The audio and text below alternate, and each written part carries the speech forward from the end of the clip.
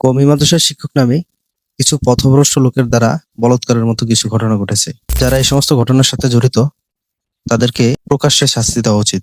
তবে এরকম কিছু বিচ্ছিন্ন ঘটনাকে কেন্দ্র করে অপ্রত্যাশিতভাবে জন্ম নেওয়া কিছু লোক কওমি মাদ্রাসার অস্তিত্ব নিয়ে কথা বলছে।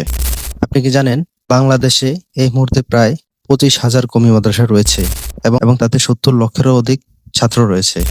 এই পর্যন্ত সব মিলিয়ে 60টির মতো এই ধরনের অপ্রত্যাশিত ঘটনা ঘটেছে। হ্যাঁ, দিনী প্রতিষ্ঠান হিসেবে এই 60টি ঘটনাও অনেক বেশি ক্ষতিকর ইসলামের জন্য। যারা এই অপ্রত্যাশিত ঘটনাকে কেন্দ্র করে বলে যে কওমি মাদ্রাসা বন্ধ করে দেওয়া উচিত এবং বলে শুধু স্কুল এবং কলেজ হলেই চলবে, তারা বোঝাতে চায় যে কওমি মাদ্রাসার প্রয়োজনীয়তা নেই, বরং স্কুল কলেজ থেকেই মানুষ হয়ে ছেলেরা বের হয়। আপনাদের সাথে আমি একটা ছোট্ট অভিজ্ঞতা শেয়ার করি। আমি একটা কলেজের ঘুরতে গিয়েছিলাম। সেখানে ছাদে ওঠার পর ছাদের পানির ট্যাঙ্কি এবং আশপাশ মিলিয়ে আমি প্রায় 20টির উপর কন্ডম দেখেছি। আর কিছু বলতে চাই না। আমরা এসব বিষয় নিয়ে কাদা ছোড়াছড়ি করতে চাই না। অপরাধ যে করবে সে অবশ্যই অপরাধী, সে যেই হোক না কেন।